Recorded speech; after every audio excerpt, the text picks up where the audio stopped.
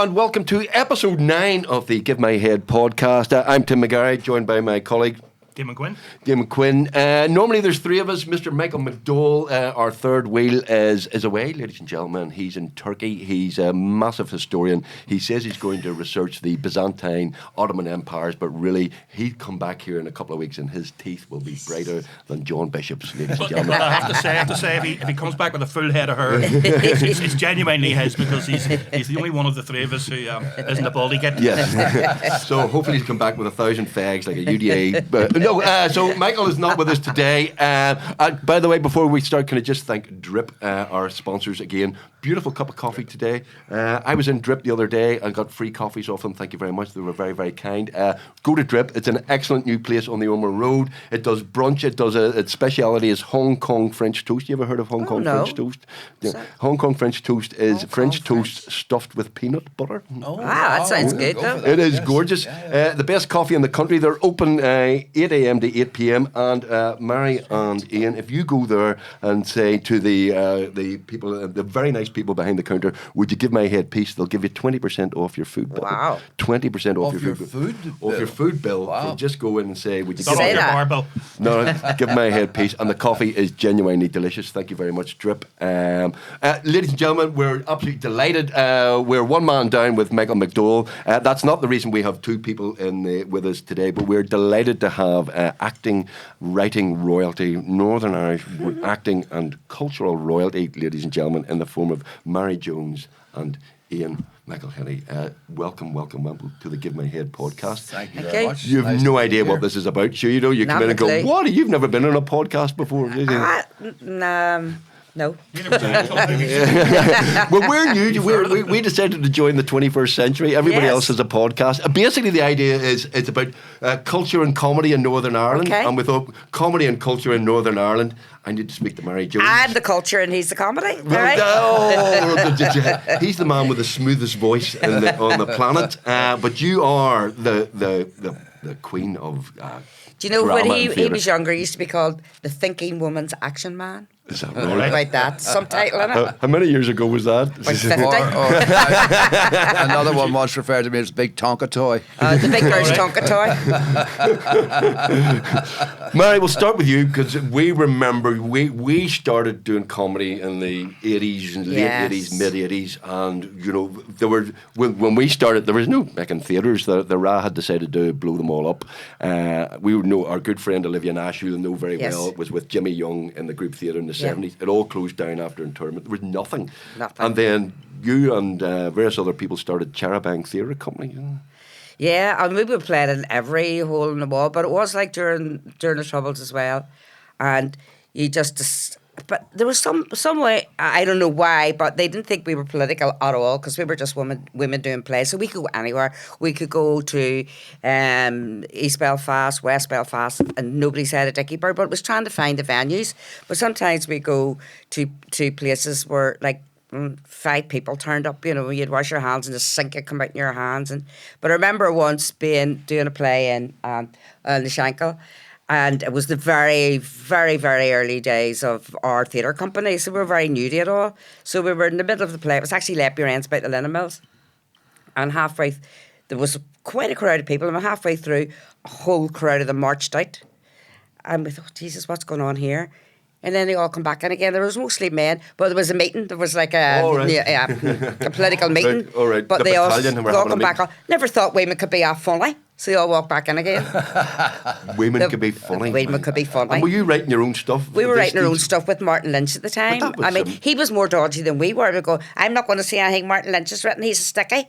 But, you know, but we were okay. So we said, we're going there, Martin, you can't come with us. But anyway, we got through it. But it was interesting times. Kind of started the Charabang though because the old story, No work. shortage of parts for women. Yeah. And the sort of TV stuff and everything and plays and stuff Yes. being made.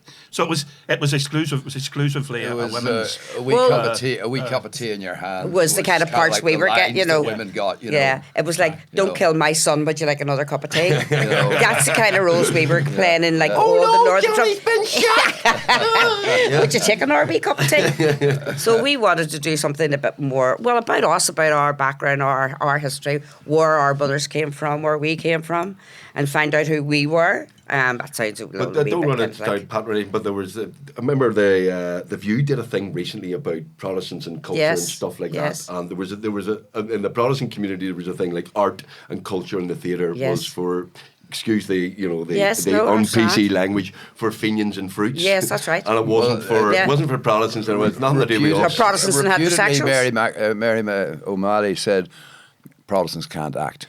Was that Yeah. right? Apparently, you know, I mean, it's That was a it's red sort- flag to It's one of the everybody things else. that rides that Protestants can't act. That's Well, something I Catholics do. once went to a writers' workshop in the Lyric. This would have been the late 80s. And this everybody had brought bits of their work and they were getting actors to read bits of it and all that. But there was this poor guy, I think he was from the Shankill, and he turned up and he'd written this play, but he'd written one version of it and he had got it bound, you know. So it had been like bound and so no room for rewrites or Yes, anything. finished And article, he sat and he announced, he says, look, you know, I'm sick of all this stuff, you know, all these, you know, all the playwrights are Catholic and all. I want to be, see what I want to be? I want to be a Protestant Sean O'Casey. Who's going to tell? You know, Okay, God love him, spell, what's his name? You know, he'd put his heart into this. I'm John Right, Casey you from know. here on out. I'm John Casey, yeah. Who's going to tell him? Yeah. But actually, interesting enough on that front, if you go through East Belfast recently, Yeah. things are changing. There's a whole new kind of like cultural development in East Belfast. Yeah. You know, I mean, they're doing a big job, obviously, at the moment on the Strand, and that's going to develop into a much bigger arts centre for the East. But it's not just that. I mean, that's, you know, before that's completed, that's like 15 months away. Yeah. But there's a venue called The Sanctuary, which does quite a lot of stuff and seems to be getting better and better as time goes on. They've now got serious funding from the European Fund. Yeah. East Don't Side quite- Arts Festival. yeah, they Yeah. must have managed to get the application in on time, you know, before everything went pear-shaped. Yeah. So, you know, there's things happening now culturally in East Belfast that go back 10 or 15 years. You would never have imagined it. Yeah. You know, I mean, West Belfast, there's been a lot more happening for a lot Yes. longer. Yeah. Yes. But certainly the East is beginning to catch up, and for me, that's a very positive sign. Yeah, because you it's got know. the whole C.S. Lewis Centre and, I mean, all the kind of the statues of the Lion, the Witch and the Wardrobe. I mean, they've really taken a lot of time and effort, and there's lots of festivals going on that you wouldn't have had. I mean, I remember with Charbang going to a community centre in Knocknagunny just after we'd packed the a leisure centre in West Belfast, and 2 women and a Labrador dog, seriously. That's what turned up to see the play. And the 2 of them sat in the front row and the much dog as sleeping. And then I remember Eleanor Methven coming out and saying, look, you know, we had an equity rule. If there's less in the Yeah, if audience, you're in the audience and then the class, as you know. you can- And there was like 7 of us, and the 2 of them, 2 women were sitting there. They came early to get the front seats, which was even funnier. And she went out and she said, you know, and she explained this, and the 2 of them went, oh, we were playing in D Street the following night because we were going around all the Protestant community centres. And they said, no, love, we go to Caravan the weekend. And we just looked at each other and went, you know what? Come on. Went home. Let's do it. No, they did Oh, it. did it? No, we did it. Oh, you did it? And For the they, two, the they- Labrador they- give do you you a know, standing those 2 ovation. women could have been with 500 people. It didn't matter. They just, there was no self-consciousness on their own. But the dog slept most of the time. And then there's a point in the play where we actually call the dog. The dog got up and looked around and then went back to sleep again. But I remember that and thinking, we actually loved doing it because, you know, this is what we're going to be faced with for quite a lot of the time now, of trying to engage an audience and create an audience and to But you in did. that community eventually. But see, years later, like every community on both sides will have a theatre company. Yeah. Like nearly every community has We were amateur involved- theatre companies. We were involved in the West Belfast Festival fairly early on. Yes. 93, Yeah. 94, we were doing a big show in St Agnes's Parish Hall. Wasn't it? Yeah. And it was various the Shillers ran it those days Yes. more overtly even than Yeah. we do. They very senior people from Sinn Féin came down and said, apologised for missing our show. Said we were up seeing Mary Jones's new play, A Night in November. That's right.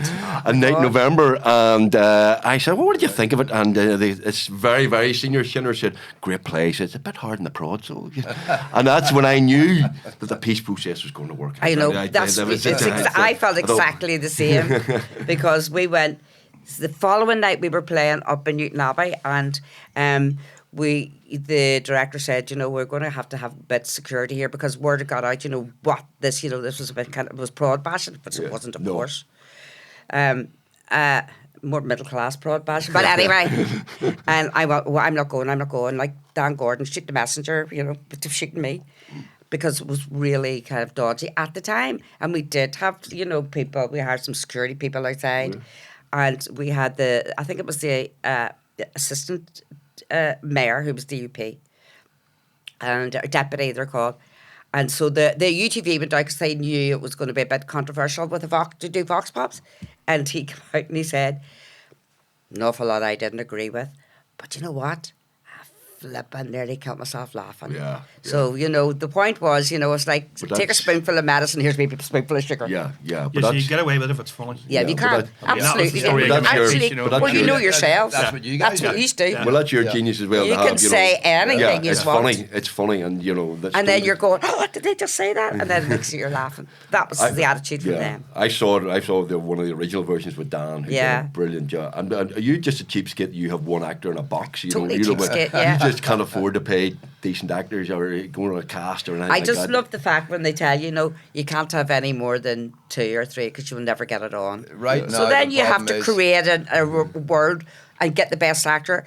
But that became like a style. So Yeah. then a lot of people were doing it, because Yeah. it was cheaper and it was magical, I think, to see people and stones change. in his pockets. You went mad and you had 2 actors. You had 2. Oh, But yeah. the problem, I know. is theatres now they're tell feeling the you. pressure so much that they're sort of saying no more than 5, 6, 7 people. You know what I mean? That's your maximum, and it's getting very frustrating. Well, we have a But if you certain- look at most theatres now, this is a beef on my part. I think they've actually overemployed on the administrative side. Yeah.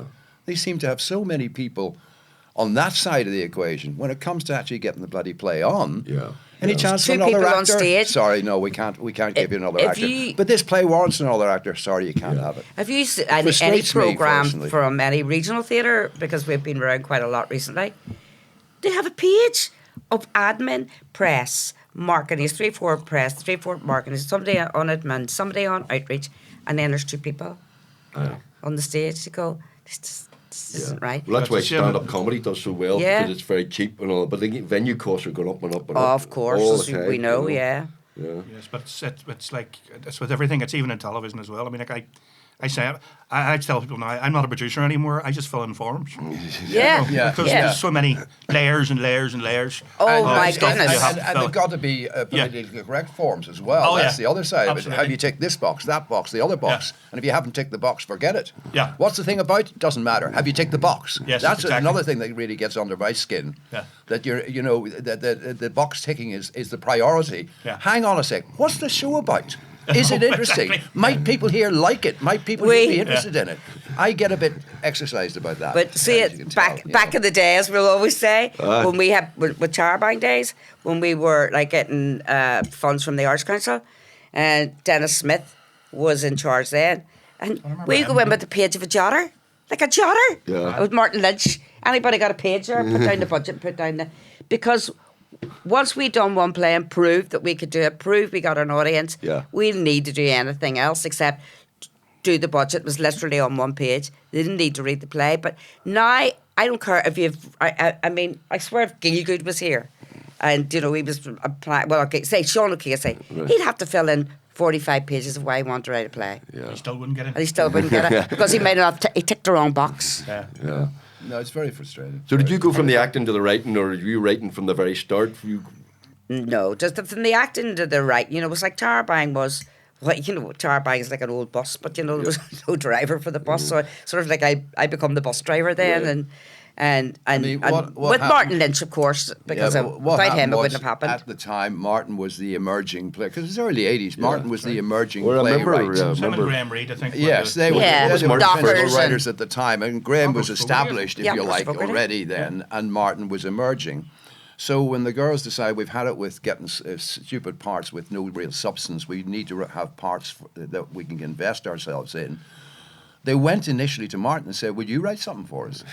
And in fairness to Martin, Martin said, "I think, you're all women. I think you should write it, but I'll help you." Right. And that's how the first play started. It started out as Martin Lynch and the Charabanc Bloody women. hell. That means Martin Lynch to help your career. He helped our career. Do you know how he Yeah. helped our career? We did 2 ceasefires and a wedding, which was meant to be a one-off Yeah. piss take of all the bad Northern Ireland plays. Yeah. And English actors doing bad. Yep. Was very, very successful. And we thought, one-off, blah, Yeah. blah, blah. Yep. We've You said met our Martin, piece. Martin Yeah. Lynch in a We're done. pub, and Martin Yeah. Lynch said, "You've created a sitcom, you've created a soap, you've got 2 families. go. It's funny, We Yeah. went, really? We thought, no, we're done, we've said our No, piece. we've we're done. said our piece. You know? We've satirised satirised the bad me? plays. Off you go now, Beetle. So it's his fault. So it's his Martin fault. Lynch's fault we're all here. You've There you got a go. sitcom there. I mean, Martin, He's right. Martin He's great. Did, in that time, he did. I mean, he was great because he did say, "Look, I'll help, but I'm not going to be the principal writer." And out of that process, everybody, there were 5 women, everybody set out trying to write scenes. And out of that process, the one who emerged as the writer, if you like, of the 5 of them was Mary. Yeah.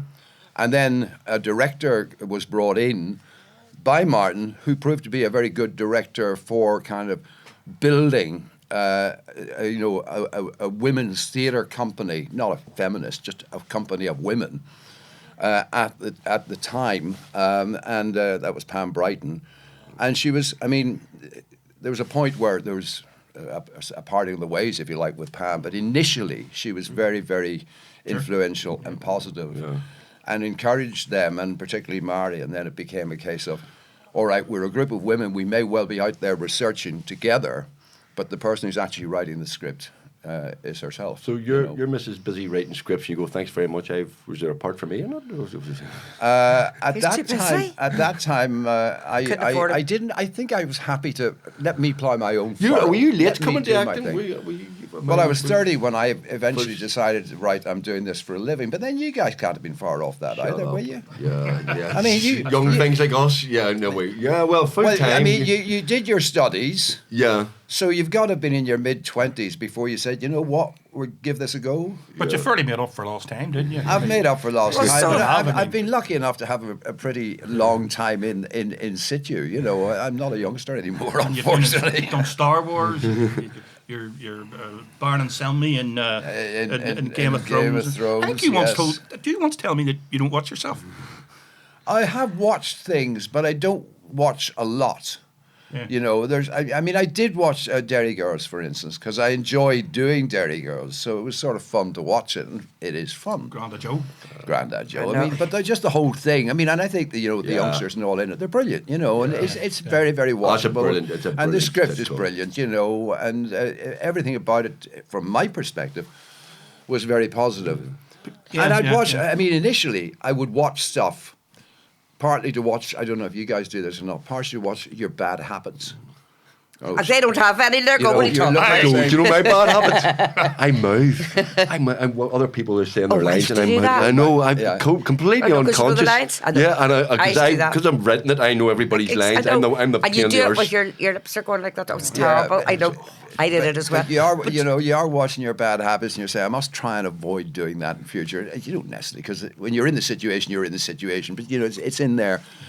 And then the trouble with watching most things is, I love watching a good story. If you're not in it, you get lost in it. You buy all the characters. Sure. If you're in it, it's you.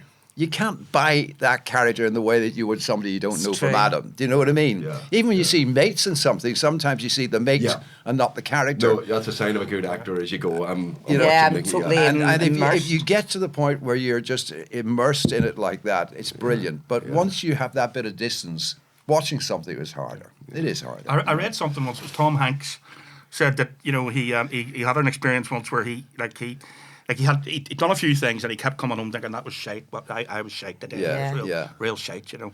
And but then when he saw it later on, it was actually the director saying, no, it was fine. Yeah. When he sees it later, it's fine. Yeah. And there was one day where he thought, got it in one take, nailed it. Oh, no, that was me. I was brilliant there, you know, great fun. And then he saw it and he went, oh. Well, I've had that experience in a different context, very similar experience. I've gone in and done an audition for a part, and I've come out and I thought I absolutely nailed that. And unless there's something wrong with them, they really ought to give me that part.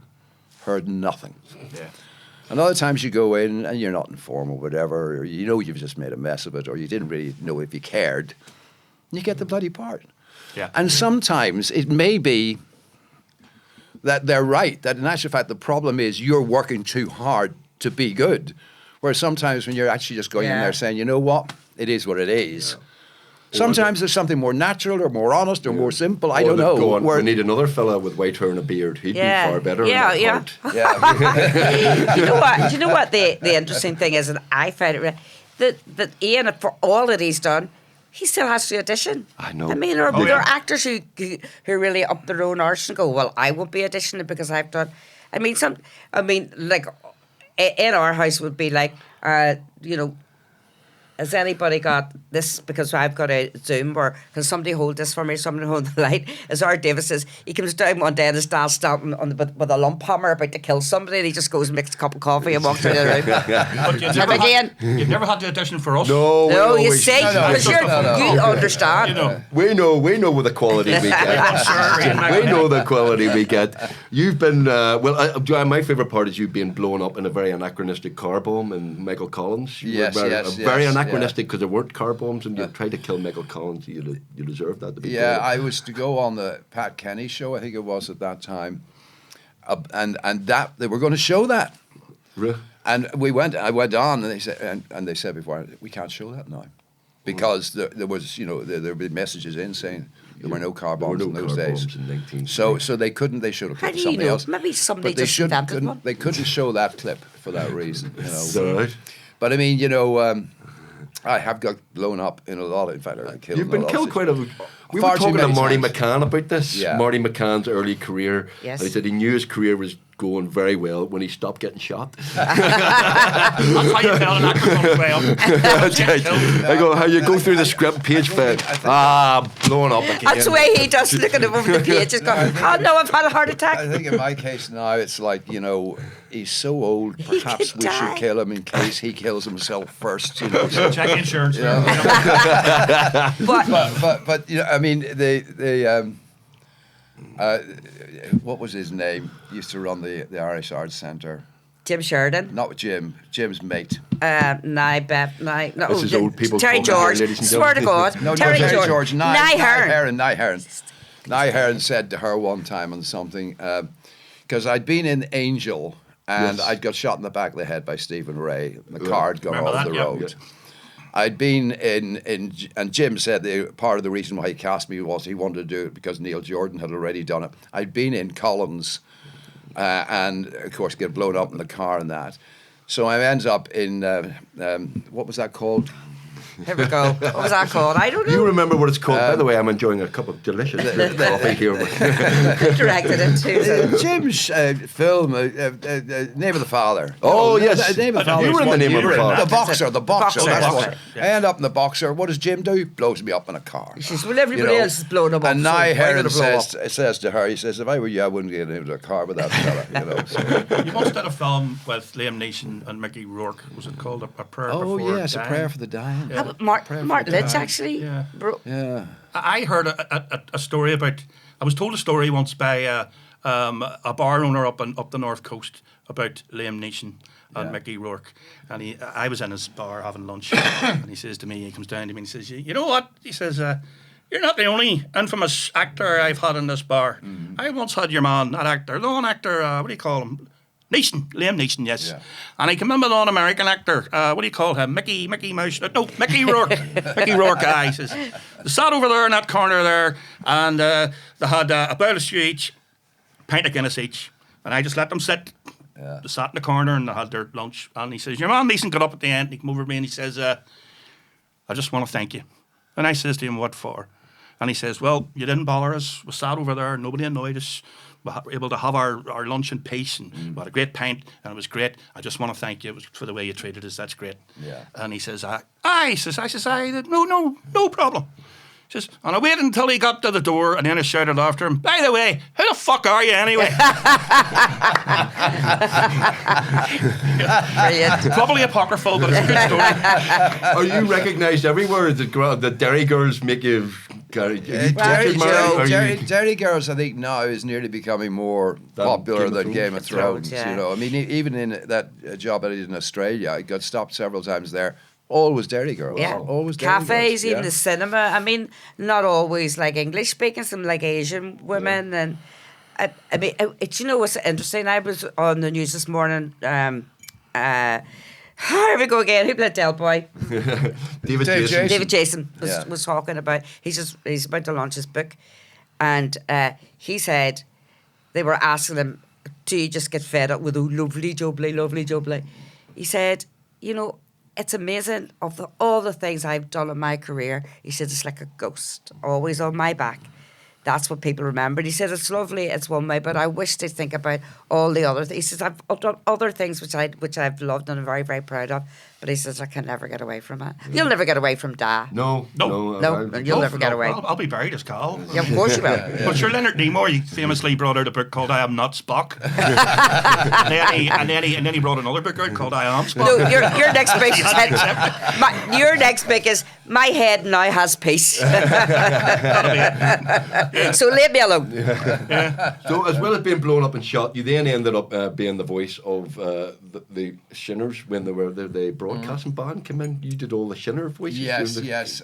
Younger listeners won't remember this, but there was during in the particularly 1980s, under Margaret Thatcher. Margaret Thatcher decided that Sinn Féin were getting too much publicity. They couldn't sound like themselves. So they were ridiculous idea that you're a Shinner, you'd interview a Shinner, but you couldn't hear his voice. Yes, You could hear his some words. actor would be An wheeled actor in. would then come and Deliver the words and not sound like the person. And Yeah. just be a neutral voice. So I was one of several. So you were. But at some point I covered most of the Tim major Lone did a lot, players. didn't he? Yeah, a lot of our friends. He may did. well have done, yes. I mean, I don't know, I can't remember now who all was involved, but there were a lot of us. It wasn't just me. There were But several you did of us. Jerry you know. Adams. You did. I did Jerry. I did Jerry Kelly as well. I did Tom Hartley. I did Danny Morrison. I don't know. I caught your Martin McGuinness on the 9 March o'clock March news. and Miller. You were wonderful, Well, darling. you know. Wonderful. Did you keep marching? Marching in I here? think so.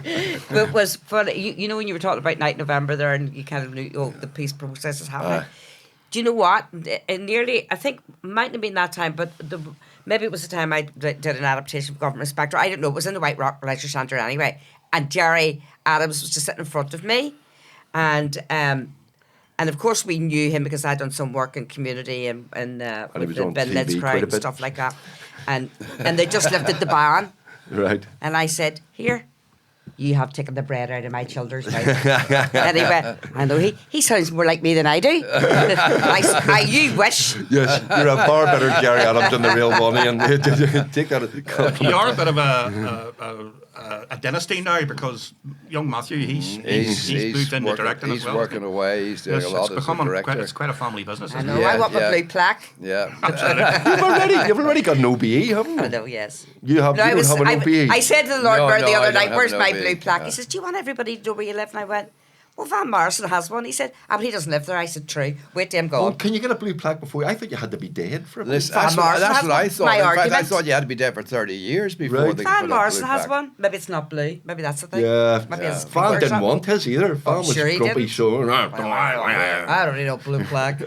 But you have an OBE. But the other week you were honoured by what an esteemed organ it is, the Ulster Tatler. Yeah, You got yeah. a Lifetime Achievement Award. Yeah, but- does that come with a kind of fuck, you're dead now? Does that come Well, with, somewhere "Thank in you there very you much"? realise you're getting this because you're a certain age, you know, because you're not going to get it at 49. You know what I mean? You're probably going to have to be 60 plus. I don't know. I would imagine. But I got that, and it's very nice. And I'm very grateful for it, and very appreciative of it. But I'm only playing catch up. Yeah. She's already got that. You've several come to years awards, back. haven't you? She's already got her OBE. She's already 2 doctors. Never went to university. She's 2 doctors for Christ's sake. spell. Are you two? Have you 2 doctors? So I'm playing catch up. I will be for the rest of my days. But what can I do? You know. Do you know what? The price thing you pay. is, with all of that, you know, like living in our family and like my background, everything just brings you. I mean, you could never even kind of go, oh, look at me, I have whatever. Especially with me, she's dead now. Hi, Ma Sadie. She would go, I don't care what our Mary has, because it's all down to what the crickets think. I meant critics. Oh, right. She called them the crickets. The critics think it's all right. And then she said, it was down the shop there, and this is when Stones was on in the West End, which was a great achievement for me, I think. And so Sadie was in the co, and she was saying to the woman in the shop, she told me, she says, our Mary's play on the East End of London. And she honored seeing it in the lyrics. She says, is that one about 2 lads standing there talking? I couldn't be arsed with that. And that was the end of that. Talk about right there, the global hit that is Stones in his pockets. Yeah. And then I was doing interviews because the boys were young then, and I had to do mostly interviews on the phone. And it was like these phones, we didn't have mobiles. Oh, right, yeah. And you'd be talking away to somebody from a posh paper. Right. And you'd hear the slippers come up the hall. And me, oh, Jesus. Do you ever get sick listening to yourself? Well, that's it. People here will keep your feet firmly on the ground. You know, it's great because, you know... But you had Stones. Stones was on Broadway. Yeah. It's everywhere around the world now. How many countries have you sold it to? About 30 plus, or I something don't know. like It's that. a lot of Did I meet countries. you going to Iceland at one stage? Aye. Did you I He directed directed it. actually one of the best productions Stone. outside of our original was the Icelandic Boys. They were brilliant. Brilliant. 2 of them. Right. And we did it in Iceland, and it became the most popular play I think that the National Theatre of Iceland has ever done, and they brought it back. Wow.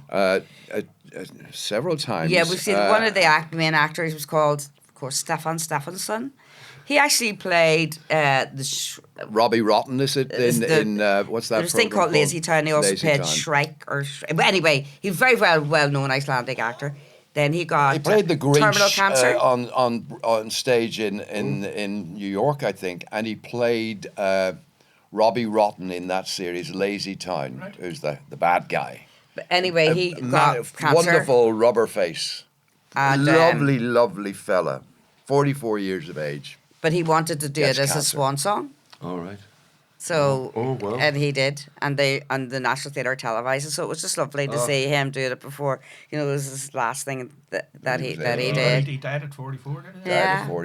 Died at 44. I mean, it's Such such lovely. a great hit. And he was a know. lovely, a very talented actor, but a lovely fella. Very funny. Lovely fella. So do you- and he was Iceland's Man of the Year one year simply because of what he had done for young people in the community. You know, he invested a lot back Shame. into the community. Anyway, And it was tragic. Sad. It was tragic. But I mean, that was, I think, the 3rd time round, and that was largely because he wanted to do it whilst he still could.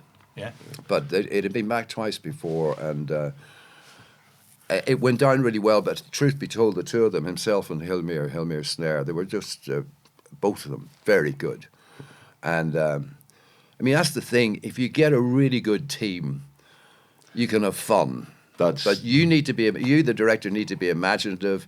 The team need to be willing and flexible, and you're in business. I mean, Matthew's doing it right now, and the same thing is happening.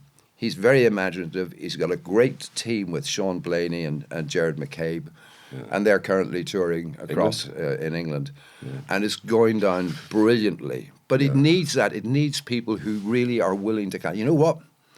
We're going into this together, and we're really going to, you know, play all the collaborative. stops. Yeah, But it needs, Totally it needs collaborative. all the bits to work. Yeah. It needs a good yeah, stage. the manager, it needs a choreographed good- as well. You know, It needs you the move from one it needs the character into the commitment, next. the willingness, the determination, and as you say, it needs the stage man. It needs the everything. crew. It needs a proper team. Yeah. You know, it's like any. I mean, it is a collaborative art. You know Have what you, I mean? have you worked with They're any the same. hands who you'll never work with ever again? And you know, Touch wood. No. I have to say, very few. I mean, there's this idea that, you know, actors are impossible, and some are, or can be difficult.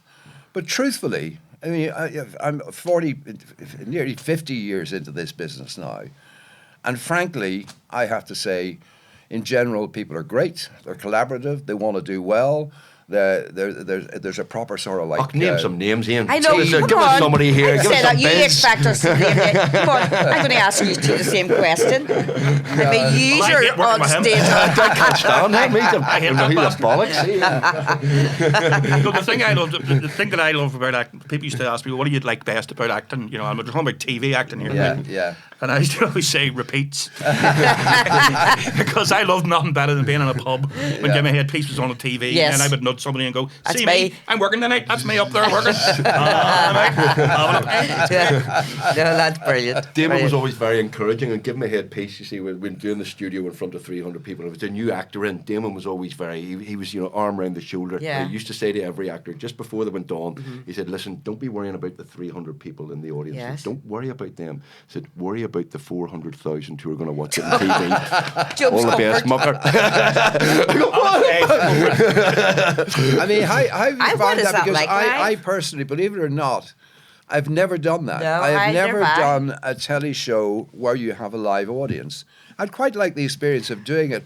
But, I mean, do Are you pitching for a job? Are Yeah, you coming I to us am. looking for I work? wanna Neither put- of you have actually been in my Because you won't give us a But part. when It's you not our when you fault. go out there, I mean, how have you found it over the years? Right, we've got a house, we want to entertain them, but we're doing it on camera, and the camera's a different world. So, how big an adjustment for you was it? How much did you find? Well, We're playing too much to the audience, whatever. Yeah, well, I that's mean, you see, you've got like 5 cameras, 5 cameras and shit, and they're all in front of the audience. The audience are so behind the audience cameras. behind the right. cameras, right? And your natural instinct is to try and reach the audience, to try and Yeah. shout Yeah. over Absolutely. So you have to learn to not. We were very lucky because we had Martin Shardlow was our director, Yeah. Right. who had done. Only Fools and Horses. Oh, He'd done brilliant. Blackadder. He came in and worked. I mean, he basically knocked us into Yeah. shape. Yeah. Because we didn't have a lot of acting experience. I mean, But David, can your audience, but that mar their vision, they don't care. They're just can they see it on the screen? Yeah. they've they're- got screens. Ah, also, right. But I say you just had to learn to go. and Don't you're, be trying you're, to you're shout over the mic, cameras. so they're Yes. getting the amplified Yes. voice anyway. But the other thing about it is because it's sitcom, they love the mistakes. Of course. Oh, yeah. So Yeah. they But love you it when you don't- fuck up. Yeah, They yeah. just love it. Yeah. But Yeah. Damon, you just Yeah. don't keep the mistakes in when you do it on the TV. The way No. Mrs. Brown's boys do. No, I'm don't they? perfect on the TV. But you don't. He's brilliant on the repeats. He's brilliant. Yeah. Absolutely. Yeah. So they edit those mistakes out and stuff. Yeah. Well, and then you can go, can we do that again? Do you do that in front of a live I audience? do it, Just yeah, try I to go do it, for yeah. But that is another nice side of TV, of course. There are retakes, you know what I Yeah. mean? Whereas Yeah. on stage, if you screw up, you screw up. But, the great thing sometimes is depending on, there can be tragedies on stage where the show's, dramatic enough that if you mess it up, it's no Backstage. fun for anybody. But sometimes if it's a comedy piece and you mess it up, the same thing can happen. The audience actually like it, and you can then sort of break the Yeah. fourth wall and kind of play it with them a little bit, and get yeah. extra mileage out of it. We had an actor, we're in studio, when everything goes wrong, Marty Reid is brilliant, plays Uncle Andy, he plays to Yes. the audience and he mucks about and he Yeah. has a go at whoever mucked up and then he play, and the audience Yeah. love it. We had one actor, remain nameless, but he couldn't get this speech.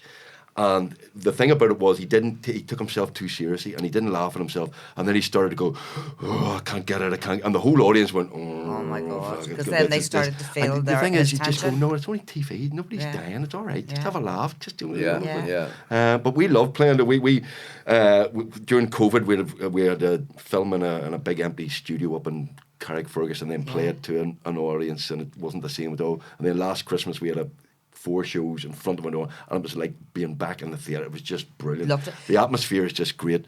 Do you? Is that in Blackstaff? Where- BBC Yeah, Black Black Stuff, Stuff, yeah. fascinating. Yeah. So it's an audience of 300 But in there. Yeah. when you do your when your shows are on the TV, is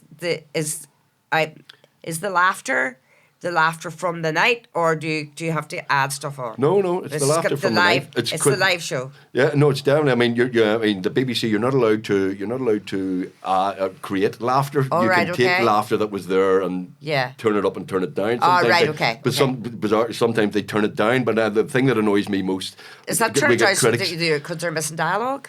Yeah, on TV. yeah. It was the thing that annoys me most about people on fucking Twitter and this, that, and the other, and they'll go, "Oh, it's canned laughter." It's never. You're not allowed Yeah. canned Well, laughter. it's good. It's all out there. That's not It's canned never laughter. canned laughter. It's not. No, I Well, I knew mean, it was that- live, but that- I I thought, mean- did you have to add? And I can't stand canned laughter Yeah. because it's the same people saying it's the same thing Yeah. all the time. It's You just can hear on a you loop. can hear it. It becomes like a pattern. You can hear Just the so pattern. shut You- up at that yeah. one person in the middle of You're it. not allowed to under That's the rules. good.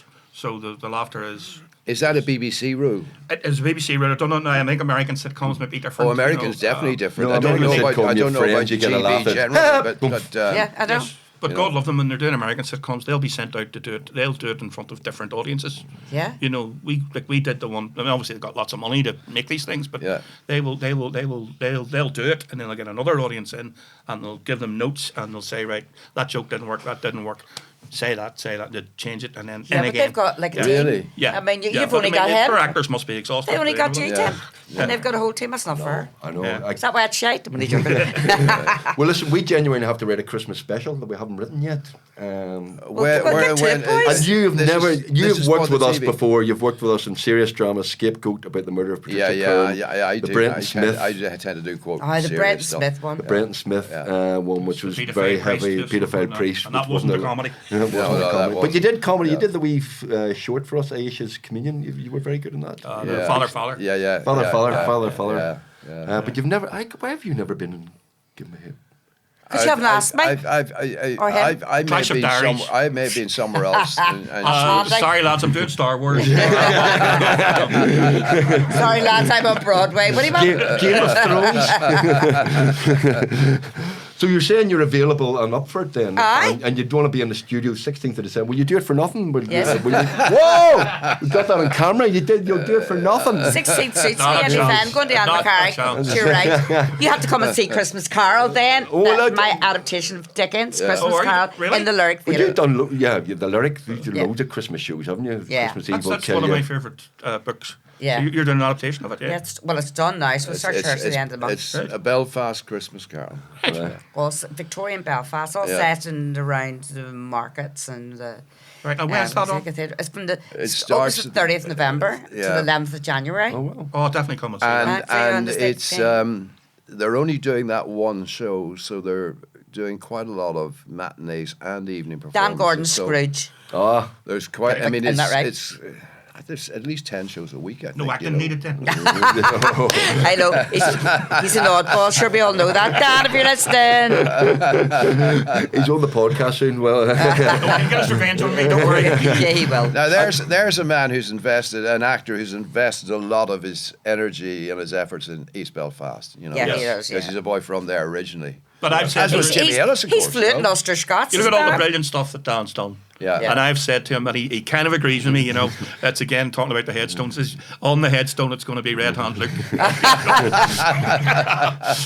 this is a bit of a cheesy quiz. Do you have a favourite play of yours, Women of the A favourite Village? play Yeah. that I've written? Yeah, I think it would Stones have to be probably. Night November. Night November? Yeah, Yeah. I think You're because it proud was of that? personal, you know, it was about our back You're a massive growing football up fan, yeah. and a football fan and then I had Dan and you know when I wrote it, it was like Did you have Dan in your head from the Of course I get-go? had, Yeah. because he was already in the company. I only had Dan Yeah, in my we head. were all there that night. I remember. Yeah. I mean, it was one of those where you did you see it? You know, Yeah. it's Yeah. almost like the Kennedy thing, or you know, Yeah. did Yeah. you see it? Yeah. Like, Yeah. And but that was a stroke of genius to actually think about writing a play about it. Well, it was just at the time because, as Tim was saying, things were happening. You know, there was it was all that tit for tat stuff Just for going on. those It's who got don't to know, be the end. just for those who don't know, Oh, right. Night November is about a football fan, a Northern Ireland football fan, who goes that infamous night, Republic of Ireland and Northern Ireland are playing after Shanklebomb, Grey Steel, and all that horrible sectarianism. And the play's about a guy who's disgusted by that, and then ends and up he takes supporting the on Republic. like goes on like a road to But Damascus. it's a brilliant. Well, I mean, it's a tour de force. and I they- actually Very saw nice. Paddy Keelty do it as well. You I did didn't see Paddy mind Keelty Paddy do it? Paddy Keelty. Keelty did it, and Conor Grimes. Conor has done Grimes, it. yeah. There's a number of others who have done it, you know, but But it's a I mean, brilliant piece. It's a very.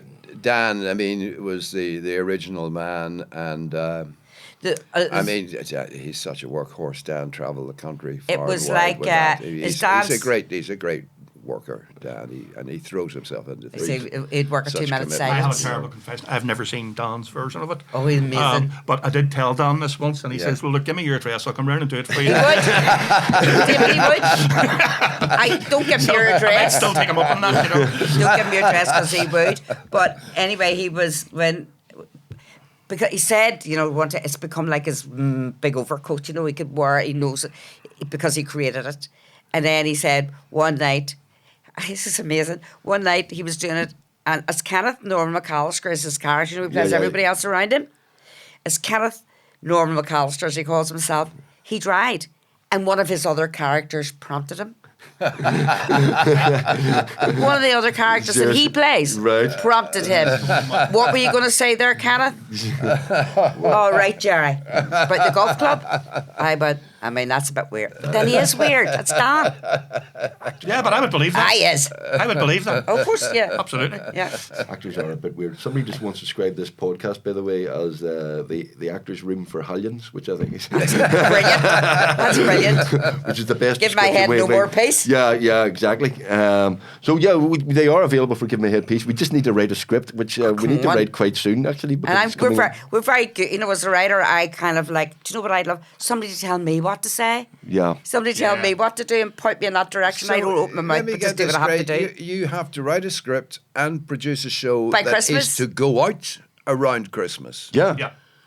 Look at them all going, so what? What's the big deal? I know, talk about the issue. It's only a half hour. Only a half hour could take. No, but months. there's three of us. We actually write quite quickly once because we know the characters so and well. you know the format, you know the characters, you know who yous are. Yeah. So That's you part of the fun of it. are a writer's room. You work as a room of we writers. do. We have an attic in David Hull's office. Oh, right, because Yeah, he's your manager. He's our manager, and we literally have an attic. You up should there. go away somewhere for the night and just. You say, what's that place down Anna south? McCarrick, it's for writers. You would get there, no problem. Just have to book it. You'd have a ball. You'd have a But ball you'd have and to you'd pay have- for it, of course. But I mean, you would have a Not ball. very Well, much. I'll just spend the night with kill each other, you know. All right, okay. Yeah. Maybe not, but you would love it. Yeah, in the old days when we started off, we used to go away for weekends to write scripts. Kill each other? No, we drink too much. And Oh, Yeah, okay, well, there you go. yeah, Maybe end it's up not in the best for you. pubs and it's Yeah. creative juice it used to be called. But it doesn't work like No, that. it doesn't, sure because next morning you look at it, it's absolute shade, isn't it? Yeah, but you think it's brilliant at the It's time. up to time, yeah. That's why we could yeah. never drink and drive, never drink and write. And are you like that when you were writing a play? Do you go? Totally. Are you 9 to 5 and go? No, Leave when me I go alone, to Ian. that- I'm going in the room, or are you kind Yeah. of? Well, when the kids were smaller, it would be like 9 to 5, but when they No, go by to school. I remember I go to Anna She was McCarrick. actually brilliant when the kids were young because by the time they'd be in school and she's sitting down to work, it'd be 9:30. Right. And, David being younger, he might be out at 2:30. So there's a window, 9:30 to 2:30. Right. And she was very good at being disciplined and saying, for better or for worse, I'm writing now. Even if it's rubbish, I'm getting it down on paper. Yeah. Write something. I'm writing. And Yeah. then, come 2:30, well, that's it. That's all I can do today. I'm back to sort of like domestic, whatever, Yeah, I think having And- to pay a and- mortgage is good for writer's block, isn't it? Certainly is. And Deadline. Take a look at that overdraft. Yeah, university for She's kids. very disciplined. The weird thing now is, kids are, well, theoretically they're gone, except they're not. But theoretically they're gone, and there's lots of room in the house.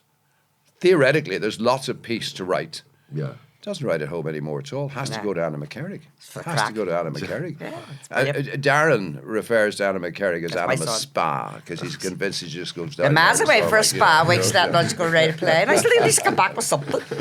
And you write entirely on your own? Does Ian collaborate? Does anybody? Or you give it to No, other just people? me. You just go. But I'm very good. Like if I've written a play and I give it to the director, to me that's the big important collaboration. Right. Getting from the page to the stage.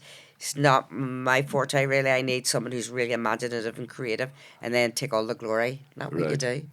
Whatever they add in, no, it's me. Yeah. I remember Conleth Hill when he with his stones in his pockets added in some great stuff. Right. I've taken all the glory for it. Yeah. Something like yeah, he's He brilliant. was adding jokes for you, was he?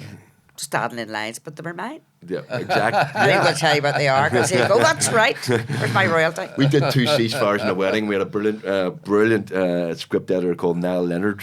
And Okay. Oh, two or three lines and two ceasefires in a wedding, people go, "Oh, that's my favourite line." You go, Say not, say but we not. don't admit it. No, we no, don't I wouldn't admit it except we either. have now. I know Niall Leonard from a long time back. I was a teacher in Yorkshire. Right. And he was a student at York University, and I used to do plays with students in York University. And I never worked with him there, but I met him during that time. Yeah. And then I heard later on that he'd become a sort of a script editor with the Beeb, you know. Yeah. And of course, he does write in his own right. He's a novelist, and then, of yeah. course, his wife has been hugely successful because she's the... Yep. 50 Shades of Grey, you know. Oh, really? Is that yeah, right? Yeah. Yep. Niall Leonard, yeah, we talk about this in another one, but yeah, Niall Leonard he's from Newry and he married Erica Leonard James, E.L. James, lovely woman. Oh, right, Yeah, okay. They lived here for a few years Oh, and I then live in didn't know England. that. So yeah, Oh, have they moved back to England? oh, they're Yeah. they're in England now. Yeah. Yeah, Yeah, when but he was script editor for us, like he used to ring me every now and again and go like, any chance the BBC paying me early here? I need to feed the kids here, you know. Christmas coming up, you know. Don't have to do that anymore. No. That's for sure. So never mind your stupid plays. Get a sex bloody novel out there. Marry sick. I know, Niall, I would be scundered. Here, do you know what? I'd be scundered I by that. remember the Vagina Monologues. Remember they came out in the 80s and the 90s. And I remember a guy who ran I can't remember his name, but I think it was the Gate. And he said, "We'd love you to be in this along with your woman who was Cagney and Lacey." All it was right. Cagney. Right. And in Dublin. See the first page? I think the boys were only about 10 and 7 or something at the time. I just looked at the pit and I went, I hit it. There's no way. I couldn't even say the words.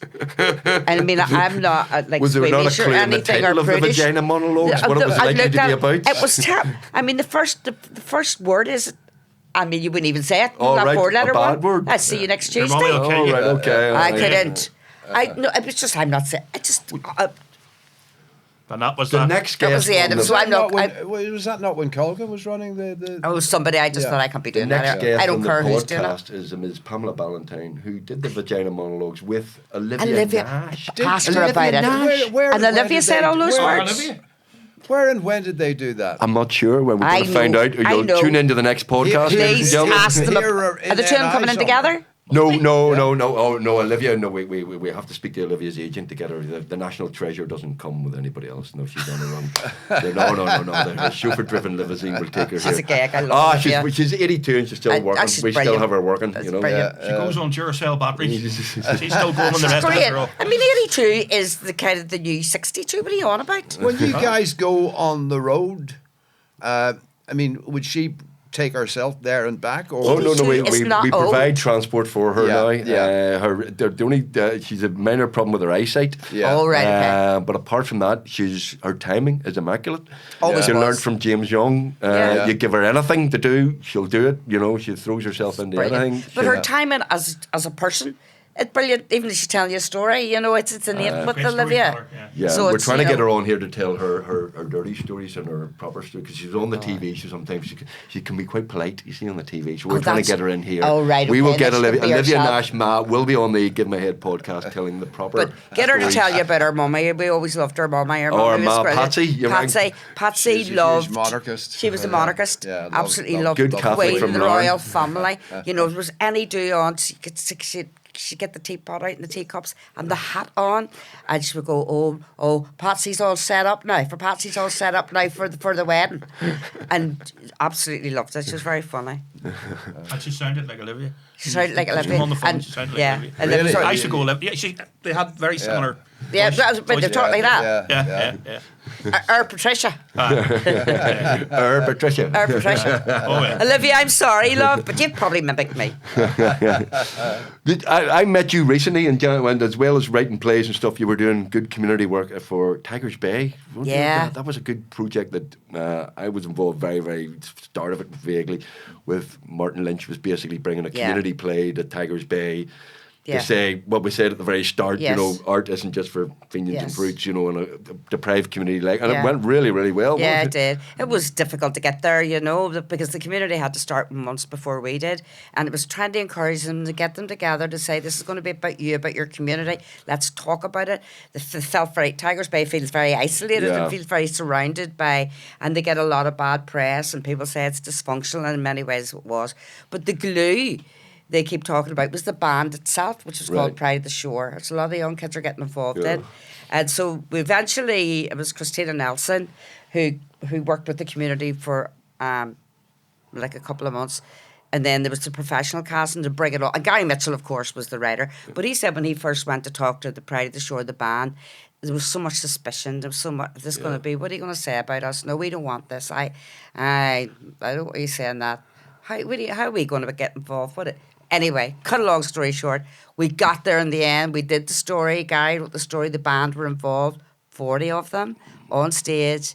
And there was people there from that community saying, this has changed my life. This has really changed my life. I never knew there could be something different from what I did. I mean, people who worked in the community, people who didn't do anything, people who were on the dole, people who just never thought that they would get the confidence.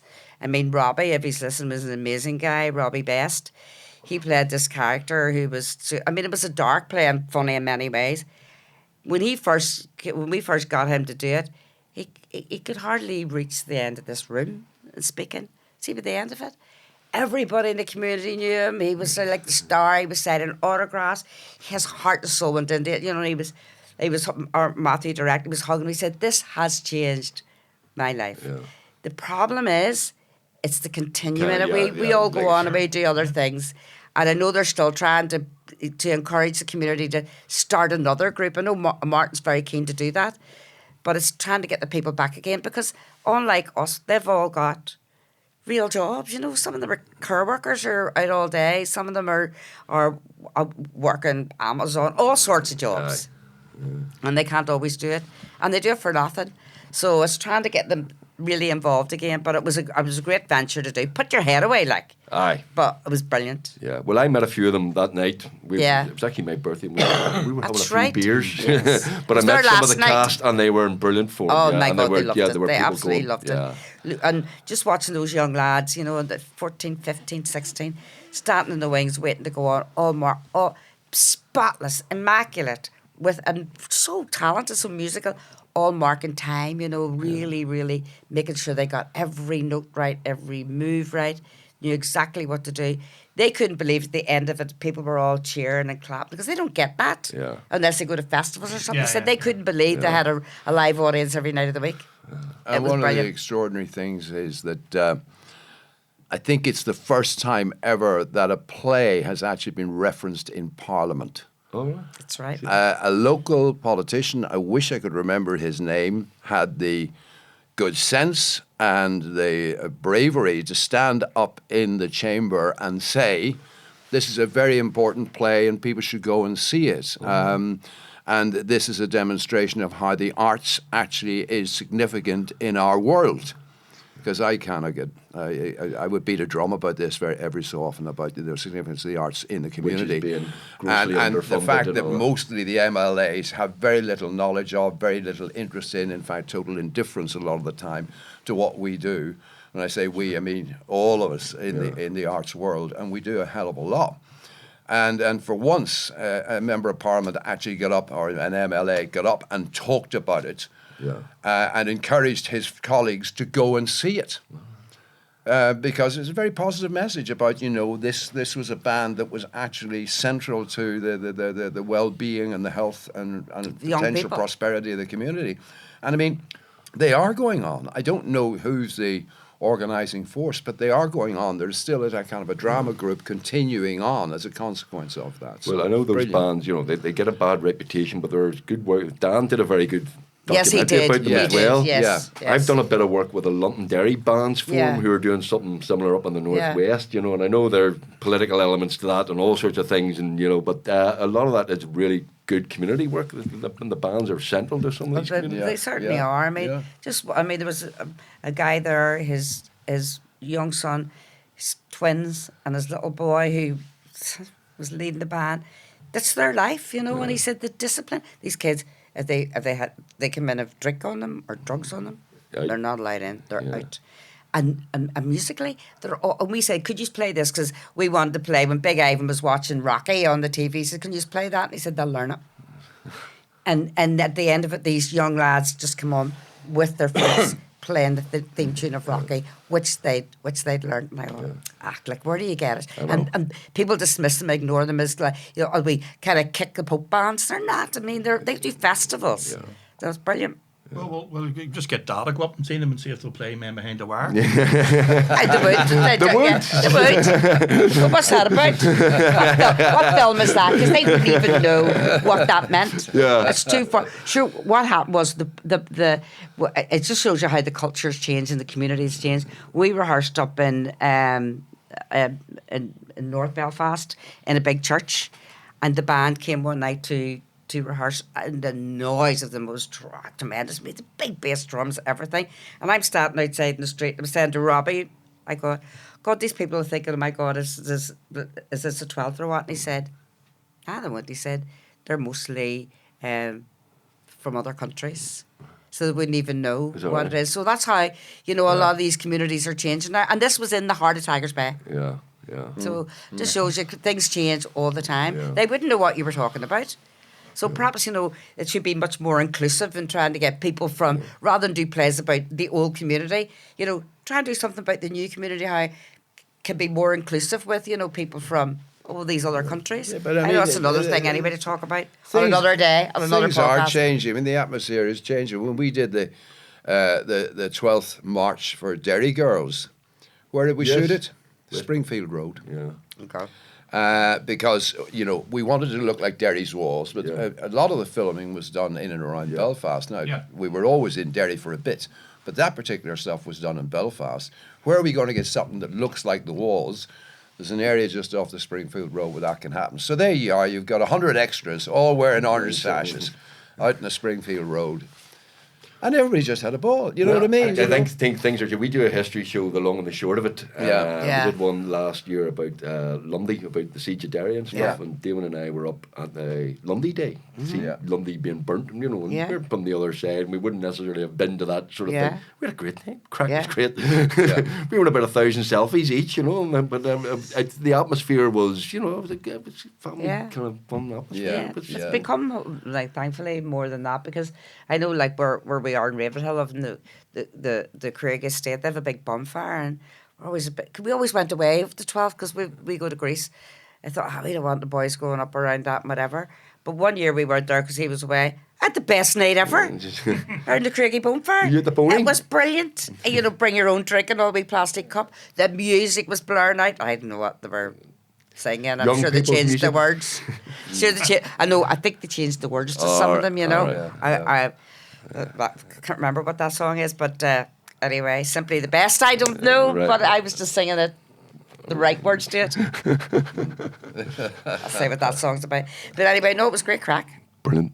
Listen, Marion, we could talk for ages, and Ian, it's just we're actually running out of time, aren't we? Yeah, sorry, we're going over. We'll get you back. Okay. Would you come That's back? more money being overtime here. We could do what we do you separately. Yeah. Sorry, that sounds rude. But thank you very, very much. Very well. Really That's appreciate it. Thank you to Drip again for the sponsorship. Our next episode is featuring Pamela Ballantyne. Brilliant. We have all sorts of people coming. Dan Gordon, as I say, plays Red Hand Luke, will definitely be on it at some stage. We have Olivia Nash lined up as well. We have some other very, very good guests. So please keep tuned. Subscribe underneath. Am I allowed to plug my show again, Dan? Yes. Dan, the producer, is nodding. I'm on tour at the minute with my show, Ridiculous, my one-man show. It's on the Lyric on the 16th and 17th of November. No, 16th sold out. But look up Tim McGarry's Ridiculous. There are tickets. I'm playing up until December, so get your tickets now. Give me a headpiece. Live is on sale as well. We're on the Opera House at the end of March, 2025? Bloody hell. Yeah, 2025. So you can get your tickets now. Thank you very much for watching and listening. Subscribe, like. See you soon. Thank you.